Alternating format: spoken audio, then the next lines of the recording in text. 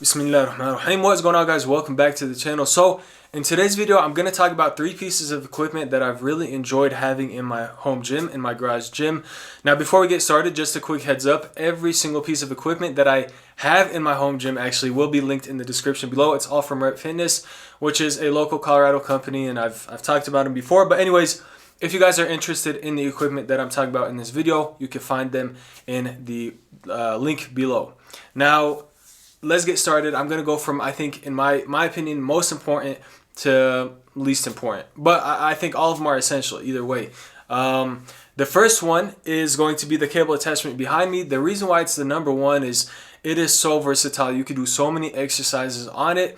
It's just, it's kind of a bad idea to not have it because it takes up such a small footprint. I think it adds a few inches, maybe like a little over 2 feet or something like that to your overall footprint of the rack, and it just, you add so many exercises to your garage gym or your home gym that it would kind of be a bad idea to not grab it.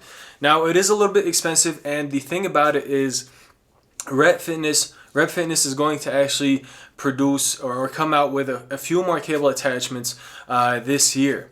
And so you could either pull the trigger now on this. There's going to be some upgrades that they're going to come out with, I believe, to where you could make the current lat and lower row attachment that I have currently on my rack into a functional trainer. So I think they're going to add a few attachments on this corner of the rack. If you guys can see kind of the far corners, possibly to make it a functional trainer. I don't know how they're going to do it, but on their website, they did mention that they are going to potentially make a functional trainer attachment to add on to your current lat and lower row attachment.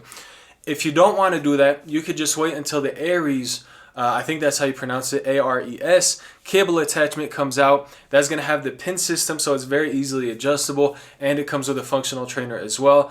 And it's going to be, a lot more expensive, so keep that in mind. But it's going to be a lot nicer, a lot more, easily adjustable, and it comes with a functional trainer. So just a heads up on that. But either way, I think every single home gym, no matter what your goal is, whether you're a power lifter, weightlifter, bodybuilder, or you're just kind of just a fitness enthusiast that doesn't really have a goal, I think the cable attachment would be an amazing addition to any home gym. Now the second one is a little bit more of a specialty kind of equipment, and it's not going to be for everybody. So it's the GHD, and I'll talk about why I think it's important for me and for potentially people like myself to own a GHD and have a GHD in their home gym.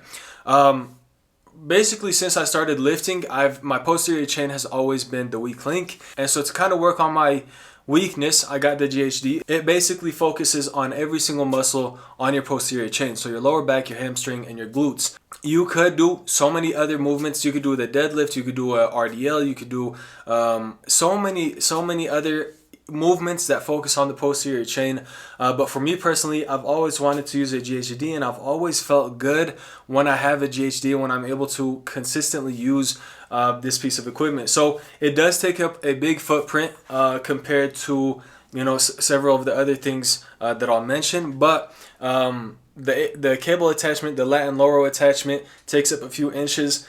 This, I believe, takes up probably like 2 feet by 4 feet. So it does take up a lot of square footage, and that's important to keep in mind if you have limited space like myself.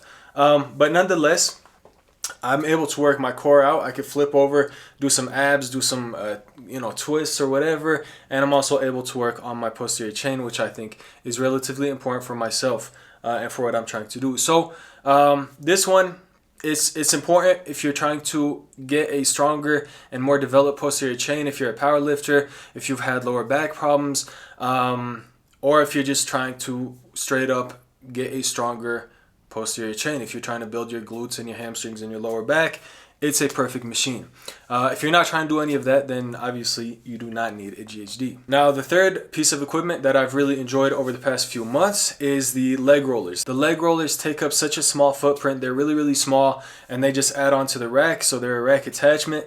And I've been able to do kind of split squats. I've been able to do a little bit more explosive movements, like the single leg jumps from basically a lunge into a jump. And the reason why I mentioned this as the third kind of piece of equipment that I've really enjoyed is because in the home gym, you're very limited on the equipment that you can use, especially if you have a smaller space. If you have a huge space, you probably are not limited on equipment, but if you're like myself, you don't have a lot of room to add a bunch of kind of specialty equipment, you're basically not going to get the chance to work on single leg movements, single arm movements, etc. So having leg rollers is really nice because you can focus on your left leg, your right leg, and you can separate them out evenly. So if you have a weakness like myself, I've just realized my left leg feels a lot weaker, my knee is a lot tighter and more kind of rusty than my right one. So that lets me understand that, okay, I need to focus on my left side, I need to foam roll it a little bit better, or whatever I need to do, whatever type muscle I have in there, I need to focus on. So